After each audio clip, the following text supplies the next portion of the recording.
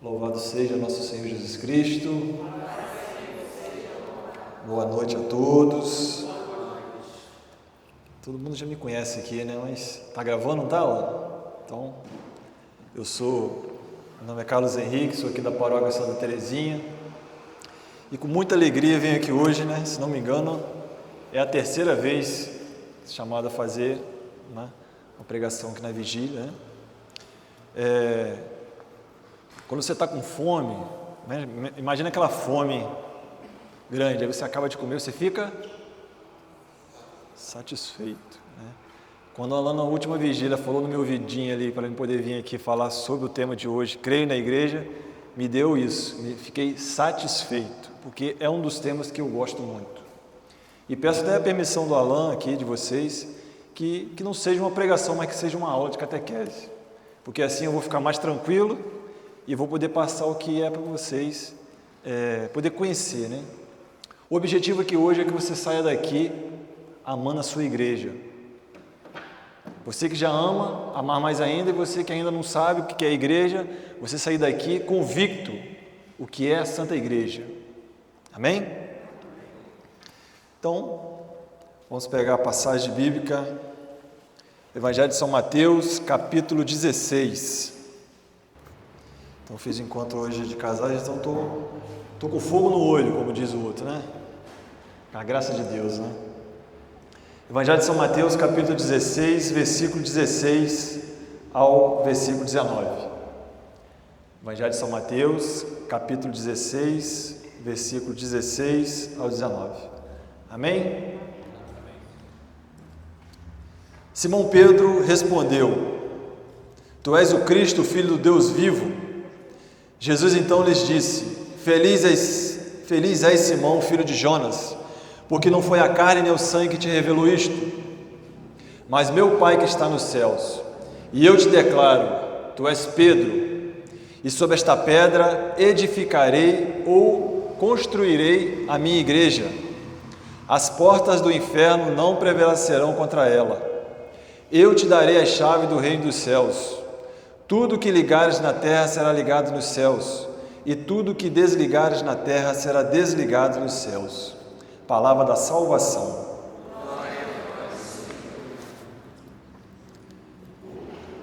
Deixar vocês contextualizados com o texto, né? Jesus aqui estava chegando na região de Cesareia de Filipe, né?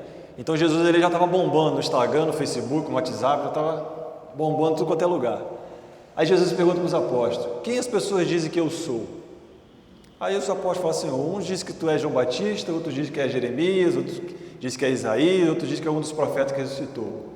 E Jesus pergunta para os apóstolos: e vocês? Quem vocês dizem que eu sou? Aí Pedro responde essa palavra que a gente acabou de ler, né? Tu és o Cristo, o Filho do Deus vivo.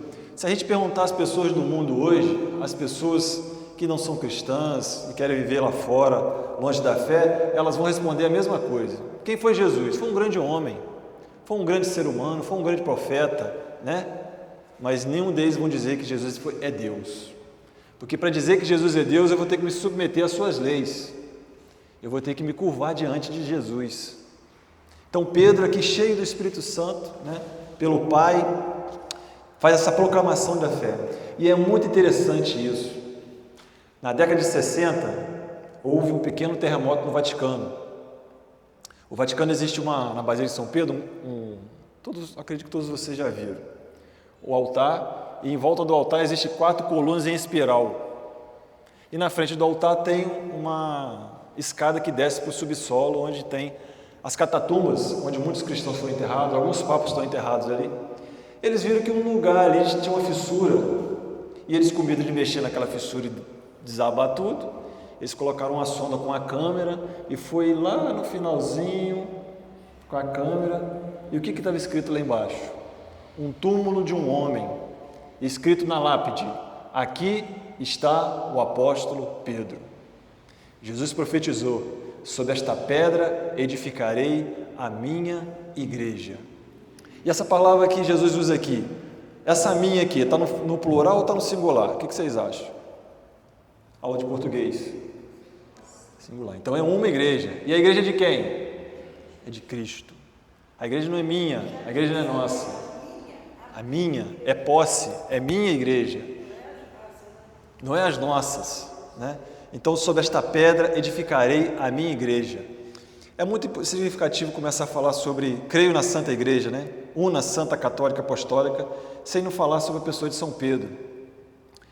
Quando o Papa Bento XVI foi eleito Papa, existia um cardeal, né? Os cardeais vão junto com ele, geralmente as pessoas mais próximas do futuro Papa. O cardeal ali do lado, não me lembro agora o nome do cardeal, o cardeal olhando lá na frente, lá o Coliseu.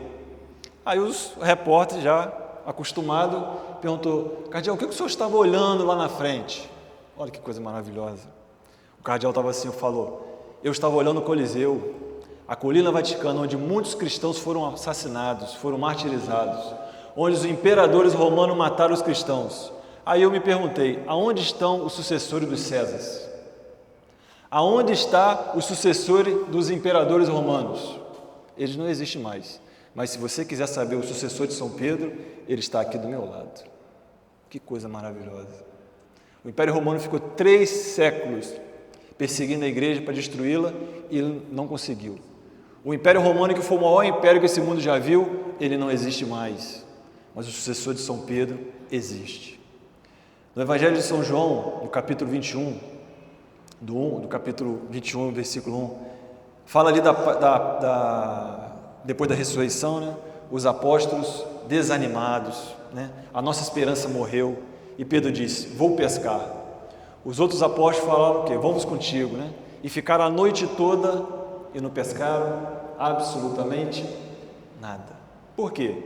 Porque eles não foram para pescar. Estavam ali acontecendo, pensando que as coisas que viveram, agora Jesus morreu, né?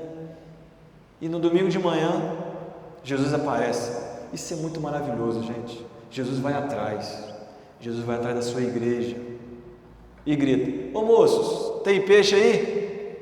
Não tem peixe não pescamos nada. Jogai a rede do lado direito.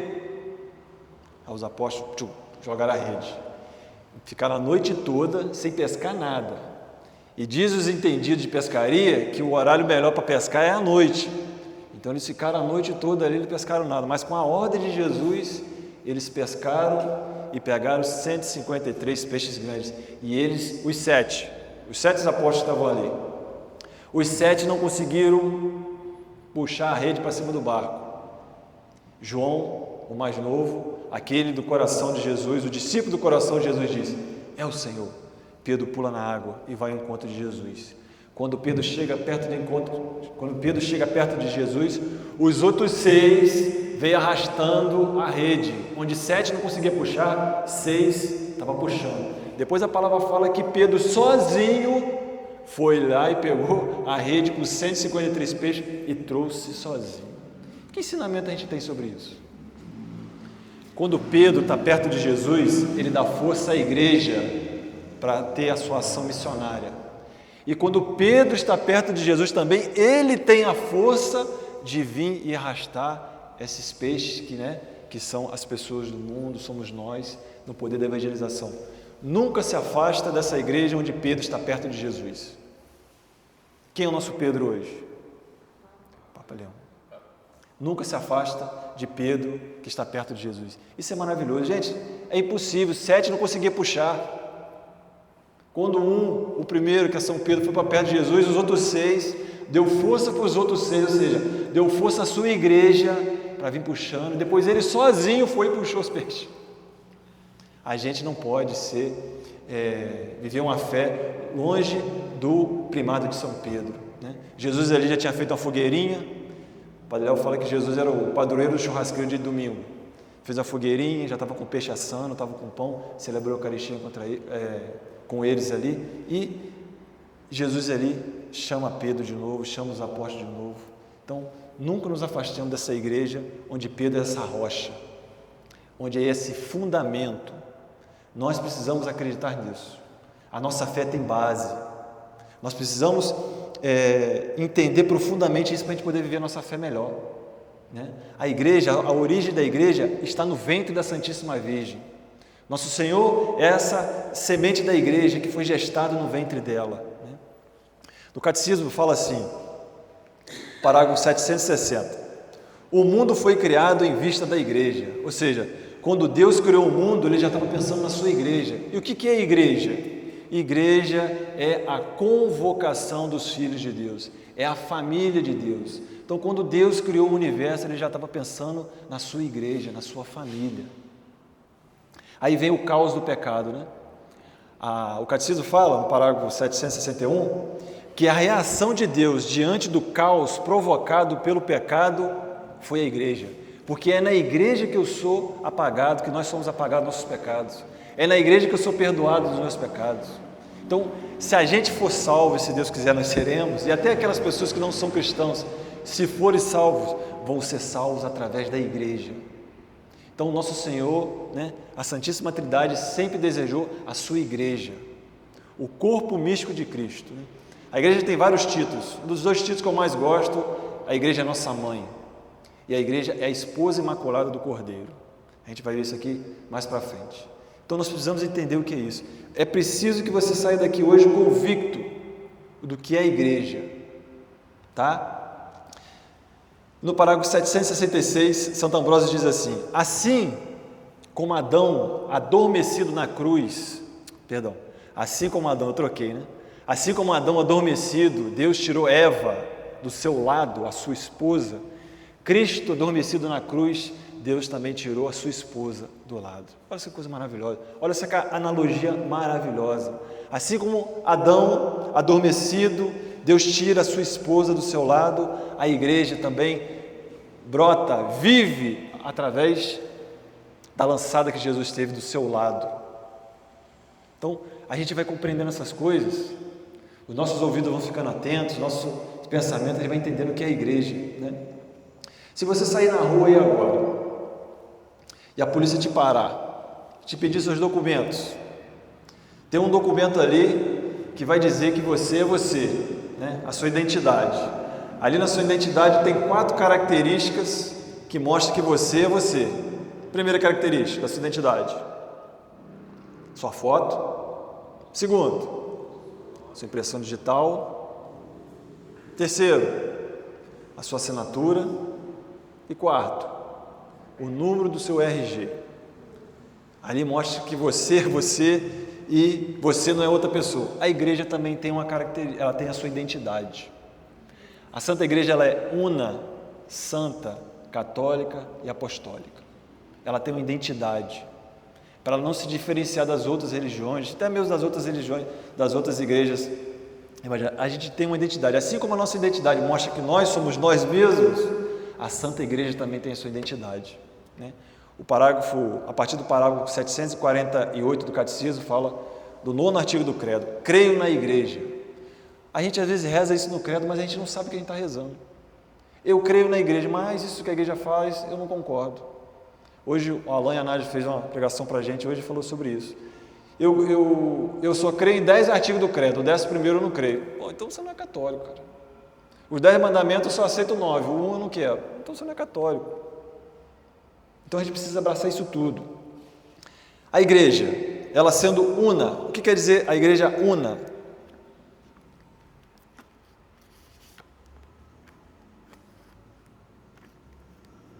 Por que a igreja é una?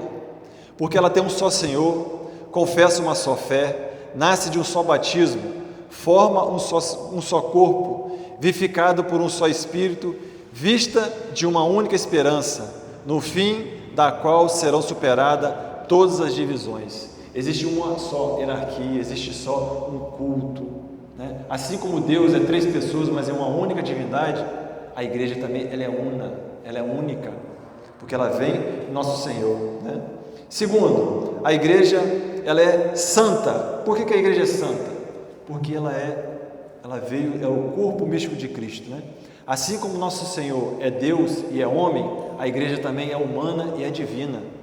Ela é o corpo místico de Cristo. Então, a igreja é santa porque Jesus é santo, porque ela faz parte do corpo de Cristo, né? Cristo é a cabeça e a sua igreja é o seu corpo místico. Então, a igreja,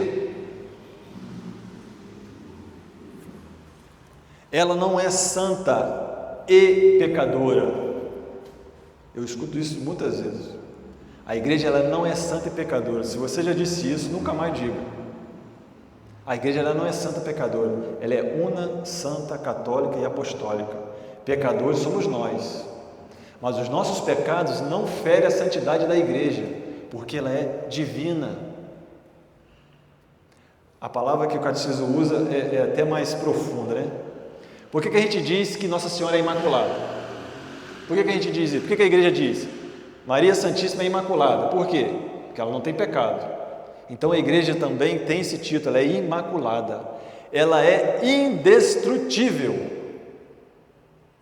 Nós que vivemos aqui nesse plano, né, somos acostumados a ver tantas instituições corruptas. A gente acha que a igreja é mais uma. A igreja não é. Nós somos os pecadores, a igreja é santa. Ela é imaculada. Ela é esposa fiel do Cordeiro. Então, essa igreja, ela vive na santidade. Não somos nós que salvamos a igreja, é a igreja que nos salva. O Império Romano, como eu disse no início, 300 anos perseguindo a igreja, não conseguiu destruir a igreja, porque é uma instituição divina. Eu preciso acreditar nisso, você precisa acreditar nisso. A igreja não é só uma instituição humana, ela também é divina. Ela também é divina. Eu preciso acreditar nessa verdade. Una, santa. A igreja é católica. A igreja é católica não é porque ela é universal, ela está no mundo inteiro, não. A igreja é católica porque ela anuncia a totalidade da fé. Não tem como o católico escolher o que acreditar na igreja. Ou você acredita nela toda, ou você não acredita, ou você não é católico. A gente precisa entender isso. Hoje nós estamos aqui num grupo pequeno, mas quantas pessoas que deveriam escutar isso? Eu preciso crer no que a igreja ensina. Eu preciso ser fiel no que a igreja diz. Não é o que eu acho. A gente fica dando palpite no que a igreja acha, o que a igreja deve fazer. A gente não consegue controlar a nossa vida. A gente não consegue acertar na nossa vida. A gente quer dar palpite para a igreja que tem 2000 anos. Então, essa catolicidade da igreja, o catecismo diz, anuncia a totalidade da fé, traz em si e administra a plenitude dos meios de salvação, é enviada a todos os povos, dirige-se a todos os homens, abarca todos os tempos, ela é, por sua própria natureza, missionária. Se tornou missionária no dia de Pentecostes, no dia que Pedro anunciou e milhares de pessoas foram batizadas. E até então essa igreja caminha entre as tribulações do mundo e as consolações de Deus. Nesses 2000 anos a igreja caminha. E nós somos parte dessa igreja. A gente precisa ter orgulho disso. Tem pessoas que amam mais o seu time de futebol do que a Santa Igreja. O seu time de futebol não vai te dar o que a Santa Igreja te dá. Pessoas que defendem mais o seu time de futebol do que a Santa Igreja. Nesse ano político nós vamos viver ainda. Pessoas defendendo seus partidos políticos, seus candidatos políticos, mas não defendem com o mesmo vigor a igreja. A igreja precisa ser amada, ela precisa ser defendida. Nós precisamos amar verdadeiramente a igreja. Mas para amar eu preciso conhecê-la. Não é verdade? Eu preciso conhecer essa igreja. E quarta, identidade da igreja. Ela é apostólica. Porque ela está construída sobre os fundamentos duradouros dos 12 apóstolos. Né? Cristo governa por meio de Pedro e os demais apóstolos, presente em seus sucessores, o Papa e o Colégio dos Bispos. Né? A igreja, ela é una, ela é santa, católica e apostólica. A primeira vez que eu escutei essa afirmação foi no retiro de carnaval. Eu tinha 19 anos de idade. Eu fiquei louco, que coisa maravilhosa. Nunca tinha ouvido isso na minha vida. Que coisa maravilhosa. A igreja é una, porque ela é única. Ela é santa, porque ela veio de Jesus. Ela é católica, porque a salvação está espalhada para o mundo inteiro, a totalidade da fé, né? E ela é apostólica, porque ela vem sobre os fundamentos dos apóstolos, ou seja, os apóstolos são aqueles que hoje não aparecem mais, porque a gente não vê, né? Mas são fundamentos que mantêm esta fé, essa igreja, né? Santo Inácio de Antioquia, lá no ano 107, quando ele morreu, é o primeiro texto que nós temos na igreja onde nós lemos a palavra católico. Santo Inácio de Antioquia, ele era o bispo de Antioquia. Antioquia tinha mais ou menos 500 mil pessoas, ou seja, devia ser 2, 3 vezes Friburgo. E Friburgo é grande pra caramba. Então imagina aquela época. o Império Romano mandou prender o bispo de Antioquia. E nessa prisão de Antioquia, a Roma, ele escreveu 7 cartas. Numa dessas cartas ele diz: nós somos a Igreja Católica. No ano 107, Santo Inácio foi ordenado bispo, São Pedro conviveu com os apóstolos. Então, alguém que conviveu com os apóstolos está dizendo: nós somos a Igreja Católica. Ou seja, nós estamos para levar o Evangelho ao mundo inteiro. Por que eu estou falando isso? Porque com certeza você já ouviu isso. A Igreja Católica é aquela Igreja Católica depois de Constantino, depois de 300 anos depois. E isso não é verdade. A Igreja sempre foi católica. Hoje existe um número muito grande de evangélicos se tornando católicos. Por quê? Porque eles vão lá na fonte primária. Eles vão lá na fonte primária, eles querem buscar a verdade e encontram e dizem: não tem como ser cristão e não ser católico. A igreja sempre foi católica. E eles têm aquele impacto espiritual. Eles têm aquele impacto espiritual de saber: poxa, eu vivi uma fé errada. Porque qual é o grande mal dos evangélicos, né? Eles acham que a fé deu um pulo. Eles falam assim: a igreja primitiva é a igreja de Jesus Cristo, durou 300 anos. Depois daquilo ali, só depois em 1500 que Deus ressuscitou o coração de Martim Lutero para fundar uma nova igreja. Ou seja, a igreja que Nosso Senhor fundou durou 3 séculos e a igreja protestante já tem 500. Será que a igreja de Deus não teve a capacidade de se evoluir no tempo, passar no tempo? A igreja que os homens criou demora 500 anos? Tem uma coisa errada. Será que Deus não foi capaz de manter, de sustentar a sua igreja nesse período todo?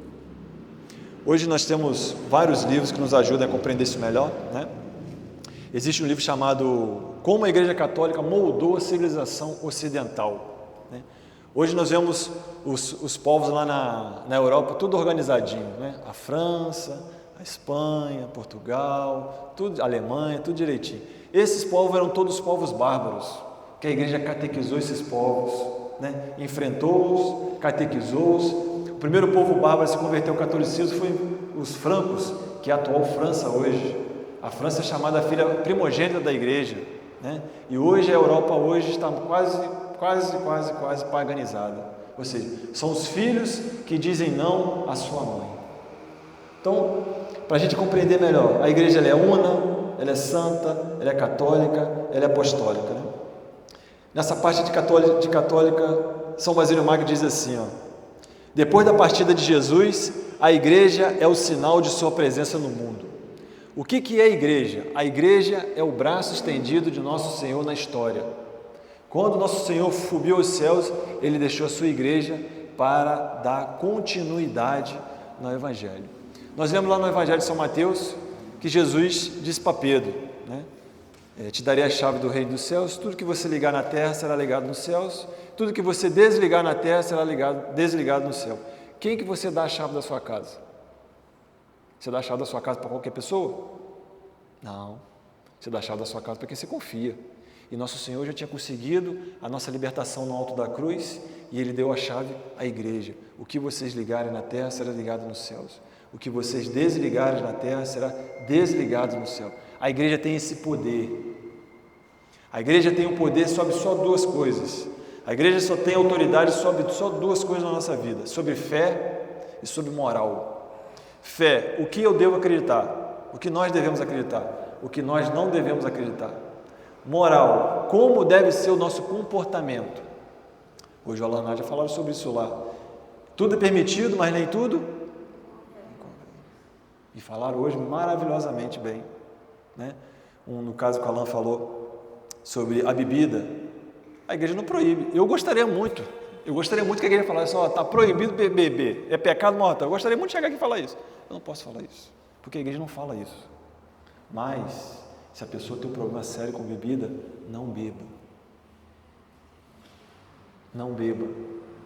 Às vezes você está na roda de certos amigos, né? Ah, toma uma cervejinha. Não vou, cara, não quero.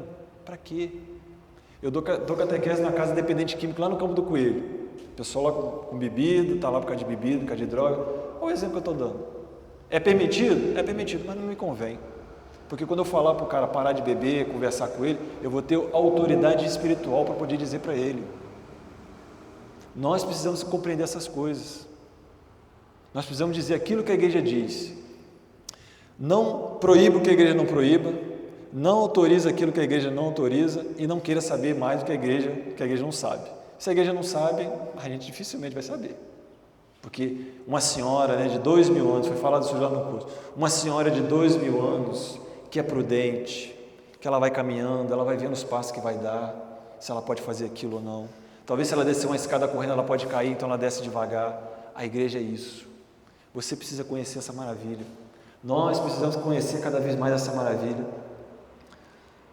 Sobre a igreja apostólica, Santo Irineu, que morreu no ano 202, devido à especial primazia desta igreja, na igreja de Roma, os cristãos têm de permanecer em uma única voz, porque aí foi preservada a tradição apostólica. Roma, hoje nós estávamos lá na igreja de São Pedro e São Paulo, né? São Pedro e São Paulo são essas colunas que edificaram a igreja em Roma. E é muito significativo que a sede da igreja seja em Roma, porque o Império Romano, que foi o maior império do mundo, que mais perseguiu a igreja, hoje a igreja é governada no lugar daqueles que a perseguiam. Isso é muito significativo.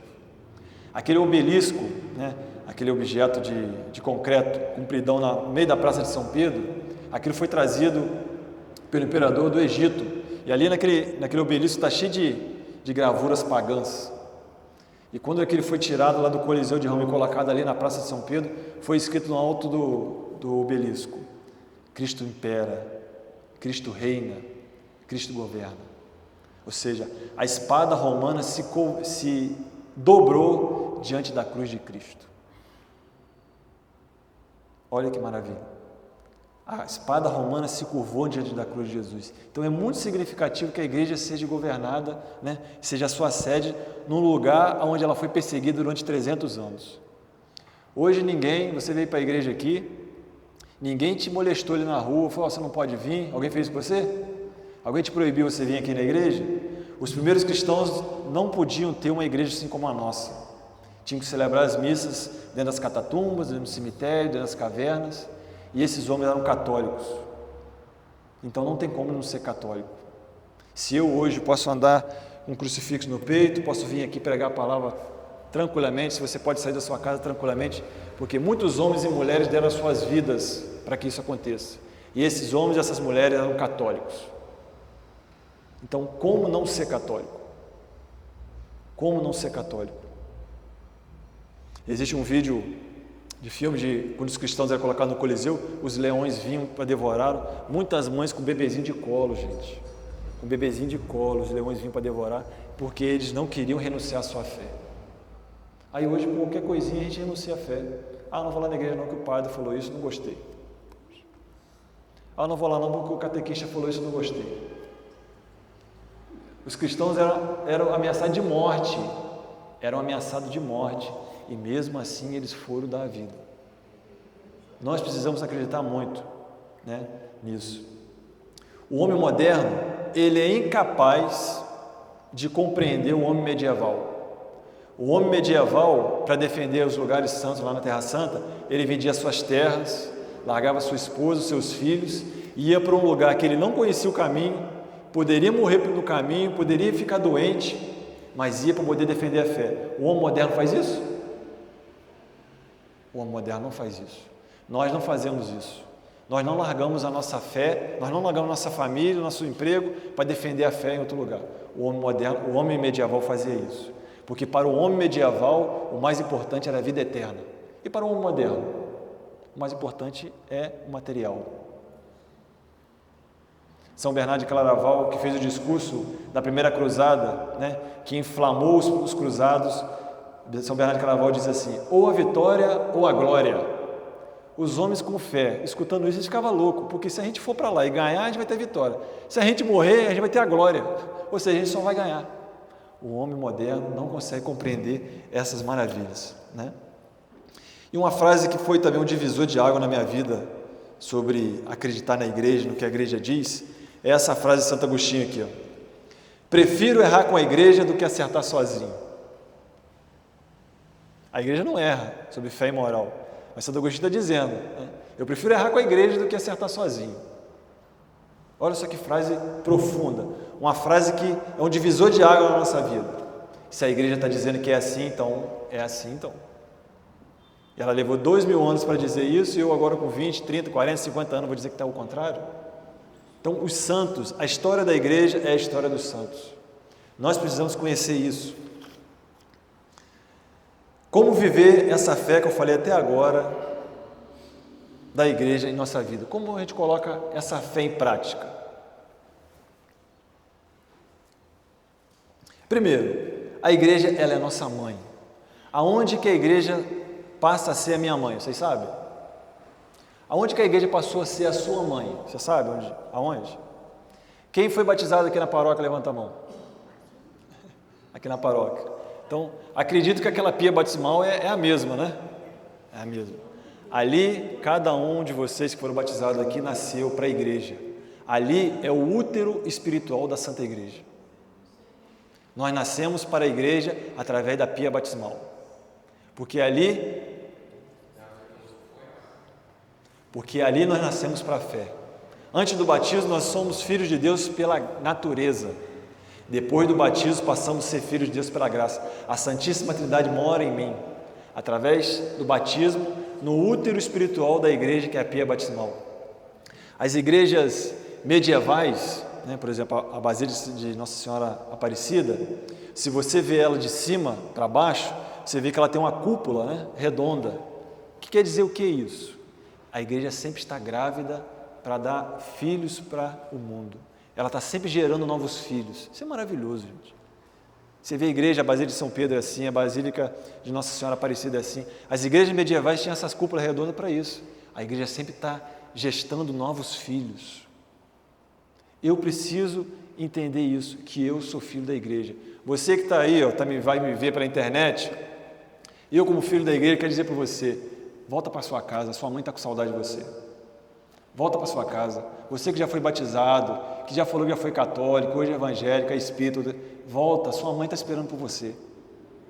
A nossa mãe anseia por nós. É lindo ser filho dessa mãe. Assim como nós temos uma mãe física, material, a gente tem uma mãe espiritual. A igreja cuida de nós. É na igreja que eu sou batizado. É na igreja que eu nasço para a fé. É na igreja que eu sou alimentado pela Eucaristia. É na igreja que eu cresço através do sacramento da crisma. É na igreja que você exerceu a minha vocação, o matrimônio, o sacerdócio, ou a vida celibatária. Quando eu estiver no fim das minhas forças, na velhice, a igreja está lá para me reconfortar, para me dar força, para que eu não fique desesperado, para que o demônio não fique buzinando no meu ouvido, na beira da morte eu ficar desesperado para morrer. O católico ele não precisa ser mais nada do que ser católico. Eu lembro uma vez que a Nádia Alan tinha uma loja de livros ali. A Alan me contou que existe uma pessoa chegou lá e falou que assim, eu sou uma católica espiritual. O Alan falou assim, minha filha, olha só, minha irmã, Deus ama você, tudo direitinho, mas não fala que você é uma católica espiritual, não. Ou você é católica ou você não é. Só que as pessoas não sabem disso, gente. Quantas pessoas sabem disso? Não sabem. As pessoas às vezes vêm aqui na paróquia, enchem esses bancos aqui, mas não sabem nem o que é igreja. Então, a igreja é a nossa mãe. São Cipriano morreu no ano 258, ou seja, a igreja estava sendo perseguida ainda. Ele disse assim, ninguém pode ter Deus por pai se não tiver a igreja por mãe. Isso é bonito demais, né? Ninguém pode ter Deus por pai se não tiver a igreja por mãe. A igreja é minha mãe. Quarto mandamento da lei de Deus, qual é? Honrar seu pai e honrar sua mãe. Você fica na rede social falando mal de sua mãe? A gente não faz isso. E por que para a igreja a gente tem que fazer isso? A igreja é minha mãe. Eu devo amá-la como uma mãe. Eu devo ser responsável com ela. Eu devo educar os meus filhos naquilo que ela ensina. Então, ter essa certeza, a igreja é minha mãe. E como uma mãe, como uma boa mãe, ela protege os seus filhos. Uma característica da igreja que eu gosto muito também, um dos títulos da igreja. Ela é a esposa de Cristo. Lá no Atos dos Apóstolos, capítulo 21, versículo 9, fala que quando Jesus voltar na segunda vinda, ele vai se encontrar com a sua esposa. Jesus não é um adúltero que tem várias esposas.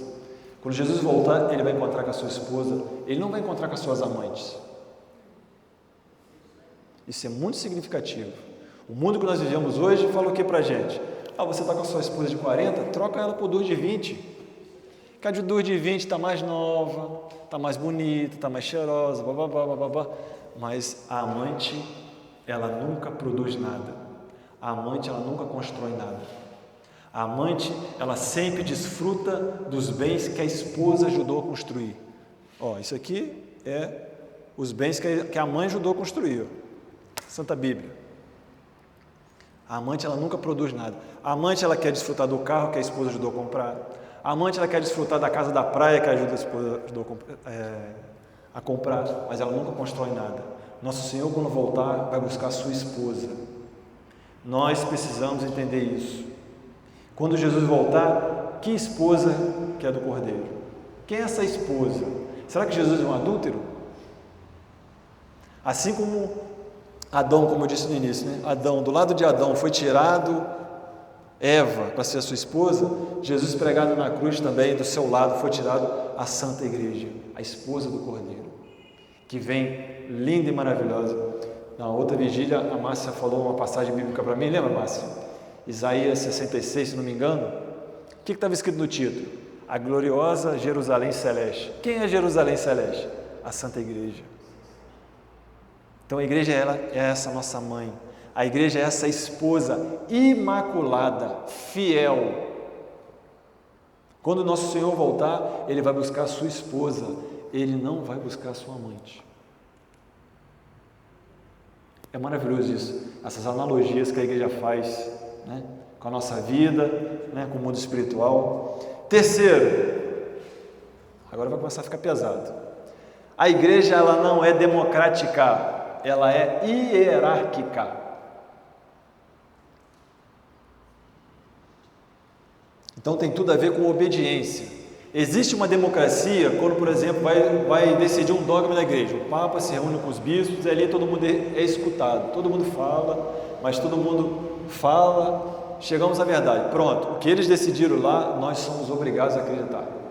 E, gente, é muito mais fácil ser assim. Hoje, para eu, o Alan da catequese, a Nádia da catequese, o Alexandre da catequese, é muito fácil da catequese, é só você falar o que está aqui. Agora, esses homens que desenvolveram a teologia, da onde que esses homens iam ler as coisas? Eles tiravam das suas vidas de santidade. Para a gente hoje é muito fácil ser católico, é só falar o que a igreja diz, ponto. Ah, mas eu não concordo. Fala, então tá bom. Os santos que vieram antes de nós não erraram o caminho.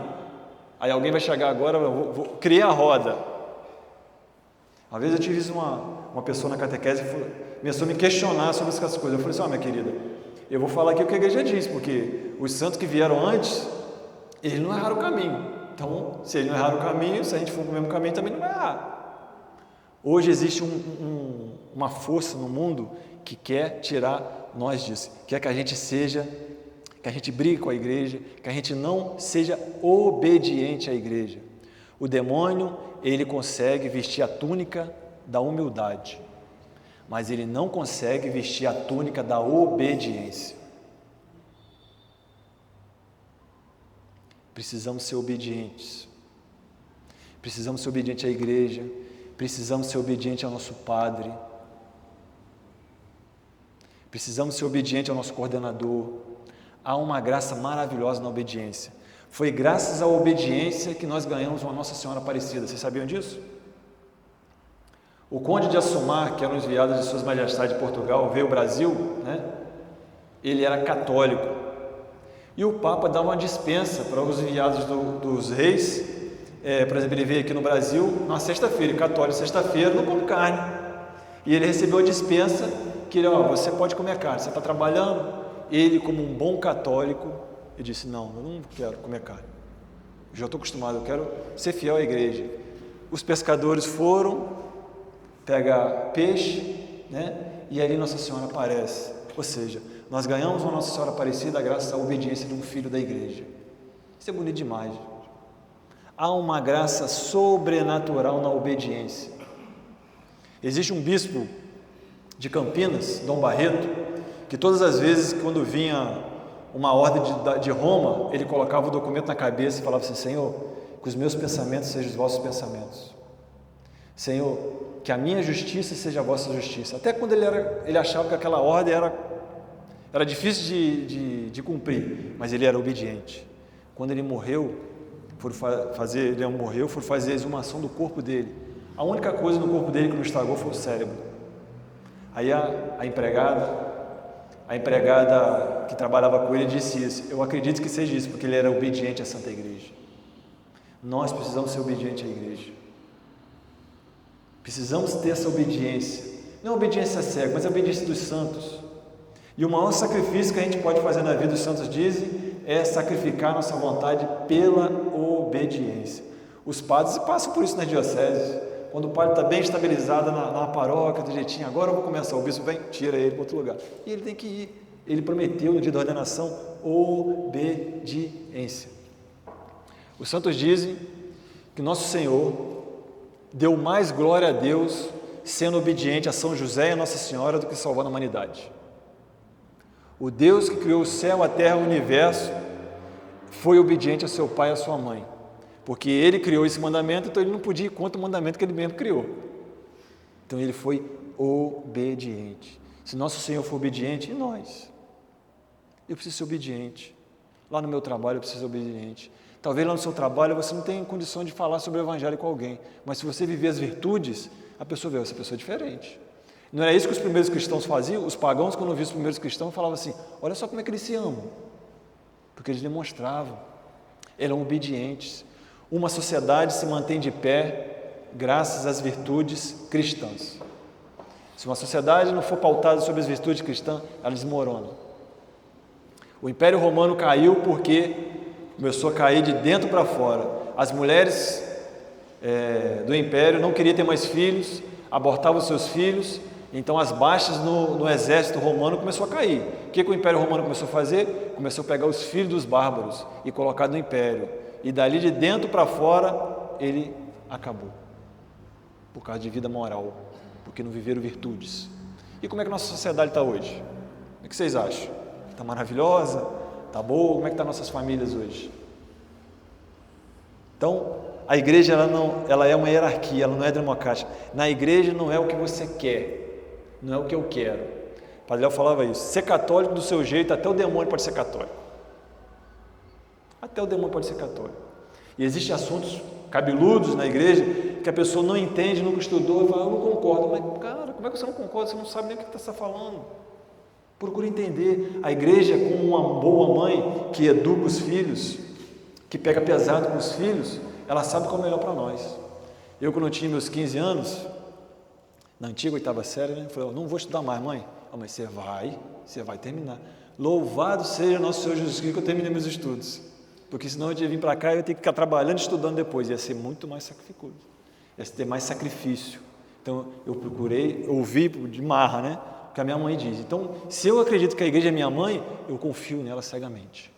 Porque nós temos exemplo dos santos, né? Santa Teresinha, ela não teve esse piti, né? Santa Teresinha, com 15 anos de idade, queria entrar no convento. E na época não podia. Ela foi até o bispo. O bispo falou: não. Ela foi num ponto mais alto. Foi no Papa. O Papa não. Aí Santa Teresinha fez o quê? O que será que Santa Teresinha fez? Pegou o WhatsApp, pegou o telefone dela e falou: gente, eu estou aqui fazendo um vídeo porque eu quero ser católico, mas o meu padre não deixa. O meu bispo também não deixa. O Papa não deixa. Então é difícil ser católico, porque ela tem uma panelinha, isso. Santa Teresinha fez isso? Pô, já pedi meu bispo, falou que não. Já falei com o Papa e falou que não. Eu vou me agarrar aos meus santos de devoção. Quero o santo de devoção dela. Santo Agostinho, Santa Teresa d'Ávila, São João da Cruz, só top. Ela conseguiu o que ela queria. Se não me engano, que ela pode me corrigir se eu estiver errado. Antes de Santa Teresinha não existia comunhão diária.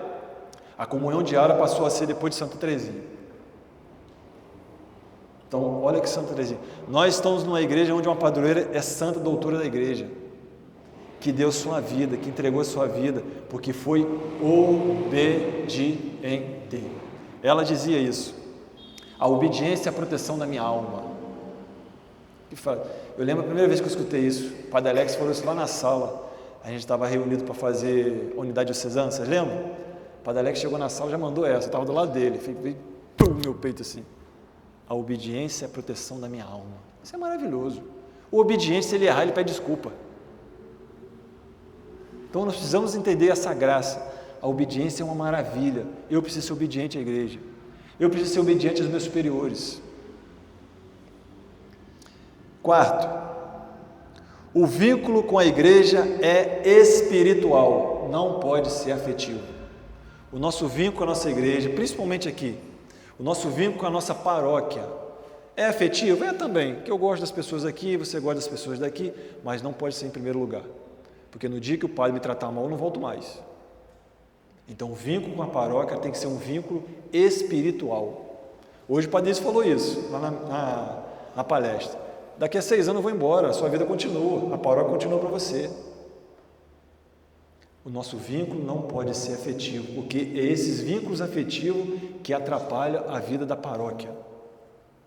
Eu não vou servir mais porque eu briguei com o Padre Ives. Então eu vou ficar privado do seu serviço porque você brigou com o Padre Ives, brigou com o coordenador, brigou com o pessoal do Ministério de Música.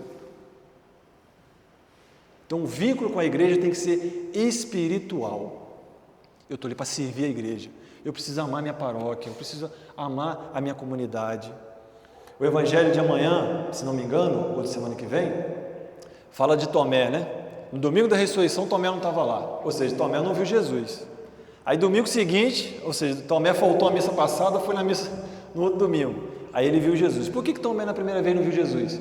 Porque ele não estava na comunidade. Se você não viveu uma vida em comunidade, você também não vai encontrar Jesus.